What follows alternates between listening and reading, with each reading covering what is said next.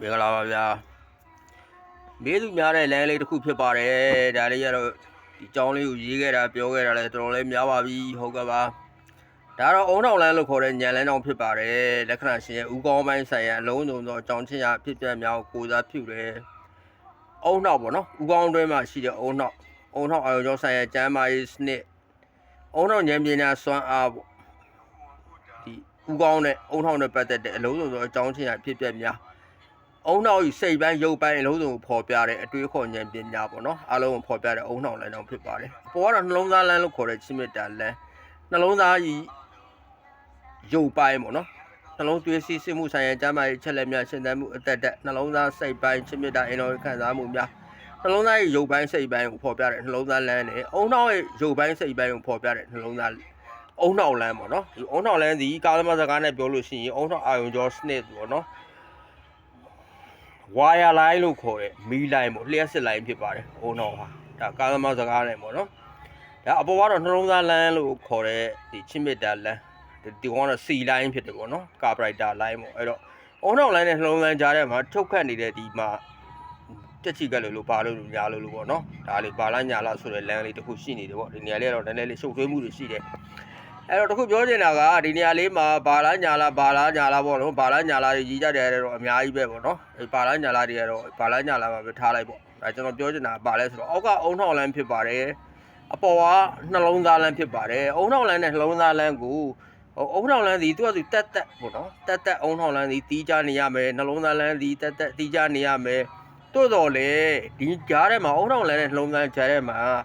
ပေါင်းကူးပြီးတော့ short ဖြစ်နေတယ်ပေါ့နော်ဒီချက်ကြီးကလို့ဘာလို့ညာလို့ဒီဟာလေးတစ်ခုရှိနေတယ်အဲ့ဒါလေးကဘာလဲဆိုလို့ရှိရင်ဒီအုံနောက်နဲ့နှလုံးသားကိုမလွတ်လပ်မှုတွေဖြစ်စေတယ် short ဖြစ်သွားစေတယ် short ဖြစ်သွားတဲ့အတွက်အုံနောက်နဲ့နှလုံးသားပူးပေါင်းသွားတဲ့အတွက်ဒီလက္ခဏာရှင်ဟာအုံနောက်ဉာဏ်ပညာနဲ့အလိုလိုရမယ့်နေရာမှာနှလုံးသားရဲ့ခံစားချက်တွေကလာပြီးတော့ကန့်လန့်နဲ့လာရှုပ်မယ်နှလုံးသားခံစားမှုတွေနဲ့လောက်ရမယ့်နေရာမှာဉာဏ်ပညာအတွေးခေါ်တွေကဒီမှာကန့်လန့်နဲ့ဝင်ပါမယ်သူတို့နှလုံးသားနဲ့ဉာဏ်ပညာဘဝနဲ့ချင်းမြတ်တာနဲ့တန်ရောစဉ်ဘဝရည်မှန်းချက်များနဲ့ချင်းမြတ်တာကြားထဲမှာမလွတ်မလပ်တဲ့နှောင်ဖွဲ့မှုတွေပေါ့နော်မလွတ်မလပ်တဲ့နှောင်ဖွဲ့မှုတွေဆိုတာဒါမျိုးတွေရှိသေးတယ်နောက်ပြီးတော့ဒီနေရာမှာဒါကြက်ချီကလာပေါ့နော်ဒီပြောတယ်ပေါ့ကြက်ချီကဆိုရင်တော့ကြက်ချီကဆိုတဲ့ဒီအမှတ်သားရဲ့အဓိပ္ပာယ်ကတော့ကြက်ချီကဆိုတာမှားတယ်ဆိုတဲ့အဓိပ္ပာယ်ကိုထွက်တယ်ပေါ့နော်မှားတယ်ဆိုတဲ့အဓိပ္ပာယ်ကိုထွက်တယ်အဲ့တော့ဒီလိုလူတွေမှာလူရင်းကိုသွားမယ်ဆိုလို့ရှိရင်ဒီလိုလူတွေမှာအားတာချက်အားကောင်းချက်တစ်ခုရှိတယ်နှလုံးသားလမ်းနဲ့ဉာဏ်ပညာလမ်း short ဖြစ်ပြီးတော့ပူးပေါင်းနေတဲ့အတွက်အရာရာကိုသူတို့ကတက်သိနားလေလွယ်တဲ့သဘောရှိတယ်စိတ်ထဲအုံနောက်ကဒါလားမသိဘူးလို့တွေးလိုက်လို့ရှိရင်နှလုံးသားကဝိုင်းပြီးတော့ကူညီပြီးတော့ခံစားပေးတယ်သူတို့စိတ်ထဲမှာထင်လိုက်တဲ့အချိန်မျိုးတွေပေါ့နော်ဒါဖြစ်မဲ့ဒီလိုပေါ့သူတို့တွေးခေါ်လိုက်တဲ့အချိန်တွေမှာဒါတွေကမှန်နေတတ်တယ်လက်တွေ့မှန်နေတတ်တယ်သူတို့ရဲ့ထင်မြင်မှုတွေကမှန်နေတတ်တယ်သူတို့ရဲ့တွေးတောမှုတွေကဟုတ်နေတတ်တယ်မှန်နေတတ်တယ်ပေါ့ကြိုတင်မှန်းဆမှု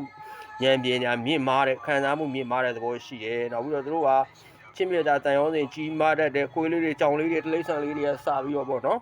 ်တန်ရောစဉ်ကြီးမားပြီးတော့ကျင်နာသနာအားရတတ်တယ်အစွဲလန်းကြီးတတ်တယ်နောက်ပြီးတော့သူတို့က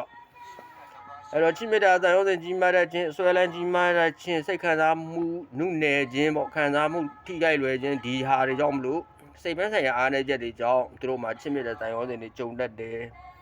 ်သူတို့ဒီငယ်သောလူများပေါ့အမြဲတမ်းဝေးလွန်းသောလူများပေါ့နော်မိမိဘဝနဲ့အနေထားနဲ့လျော်တဲ့မသိတော်တဲ့လူတွေကိုတန်ရောစဉ်ချင်းမြတ်တာကြီးမားစွာထားမိပြီးတော့ဘဝနဲ့ချင်းမြတ်တာနဲ့ဘဝကြားမှာတိုင်ပတ်နေတယ်ပေါ့နော်ဟုတ်ပါပြီဒါလေးဒါနောက်တစ်ခုကဘာလဲဆိုလို့ရှိရင်အနောက်တိုင်းလက္ခဏာရဲ့ကျမ်းပေါ့နော်ဆရာကိုင်လုံးရဲ့အင်္ဂလိပ်ကျမ်းတွေရှိပါတယ်အင်္ဂလိပ်ကျမ်းတွေမှာဒါလေးကိုဘယ်လိုရေးထားလဲဆိုတော့တောကကြက်ချီတဲ့ဘယ်လိုတောကကြက်ချီဖြစ်တတ်လဲတောကကြက်ချီလို့ရေးထားတယ်ဒါလေးကိုပေါ့နော်ဆရာကိုင်လုံးရဲ့အင်္ဂလိပ်လက္ခဏာကျမ်းတွေမှာဘာကြောင့်တောကကြက်ချီလို့ရေးရတယ်အောက်ကညံလန်းတွေးတောစဉ်းစားမှုဒီခံစားမှုနဲ့လာပူးပေါင်းတယ်ခံစားမှုဒီနဲ့တွေးတောစဉ်းစားမှုနဲ့လာပူးပေါင်းတဲ့အတွက်၎င်းတို့ကအရာရာပဲရာဟုတ်မှမပြတ်သားပဲနေပေါ့နော်တန်ရောစဉ်တွေကြီးပြီးတော့အတွေးတန်တရားတွေရှည်ပြီးတော့စိတ်ပိုင်းဆိုင်ရာတောကပြဿနာတွေအိမ်တော်ကြီးလူမှုရေးချင်းပြတာတောကပြဿနာတွေကြုံတတ်တဲ့အတွက်ဆရာကိုင်တော့ဒါကိုတောကကြက်ချီလို့ရေးထားပါတယ်ဟုတ်ကဲ့ပါအဲ့တော့ဒီလမ်းလေးပါလို့ချမ်းသာမလားဆင်းရဲမလားဘာညာပေါ့နော်ဒါတွေကတော့ဒီလဝါပြည့်တစ်ခုလုံးမှာဒီလမ်းလေးတစ်ခုတည်းမဟုတ်ဘူးသူတဲ့အရေးကြီးတဲ့အရာတွေအများကြီးပဲရှိသေးတယ်နော်ဒီလမ်းလေးတဲ့ပို့ပြီးတော့အရေးကြီးတဲ့အမှအသက်လမ်းကြောင်းတို့ကံလမ်းကြောင်းတို့ငွေလမ်းကြောင်းတို့အောင်မြင်လမ်းတို့ရံပြင်းတဲ့လမ်းဖွဲ့စည်းပုံနှလုံးသားလမ်းလူသားကိုယ်ကြီးဆိုင်ရတော့ဂျိုးကုန်များတနေ့တာတောက်ကြ အော်အများကြီးပဲရှိသေးတယ်ပေါ့နော်အဲ့တော့ဒီလမ်းလေးရဲ့အထိပ္ပယ်ကတော့သူတို့ဒီစိတ်ပန်းဆိုင်ရာအတွေးခေါ်များတယ်ချစ်မြတ်တဲ့တန်ရောတွေများတယ်ဘဝမှာအာယုံနောက်ပြီးတော့ပူပင်တော့ကတွေများတဲ့သဘောရှိတယ်လူ10ယောက်မှာ2ယောက်3ယောက်လောက်ဒါမျိုးပါတယ်လောကလူသားတွေသဘောကလည်းဒီပေါ့တောကတွေပြဿနာတွေနဲ့တိုင်ပတ်တွေနဲ့လူကြီးပဲဆိုတော့လူ10ယောက်မှာဒါမျိုးလေးတွေက2ယောက်3ယောက်မှာပါတတ်တယ်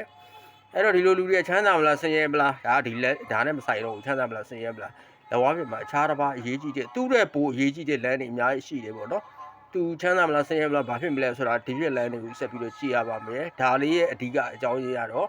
သူတို့ဒီခံစားမှုတိတ်သေးတာမြင့်မားတယ်ပူပင်တော့ကများတတ်တယ်ချစ်မြတ်တာနဲ့ဘဝကြားမှာတော့ကတွေနဲ့တိုင်ပတ်နေကြတယ်ဒါကိုဖော်ညွှန်းနေတာဖြစ်ပါတယ်ဟုတ်ကဲ့ပါ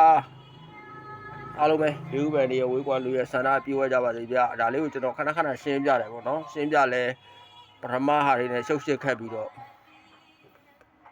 အဲ့တော့တေချာရှင်းပြပေးပါတယ်ရှင်းပြပေးတဲ့သဘောပေါက်လားမသိဘူးနော်ညလန်းချောင်းနဲ့နှလုံးသားလန်းသဘောမပေါက်ရင်လဲကဲမပေါက်ရင်တော့ပတ်လေထိုးအားထိုးပေါ့နော်ဟုတ်ကဲ့ပါကျေးဇူးတင်ပါတယ်အားလုံးပဲ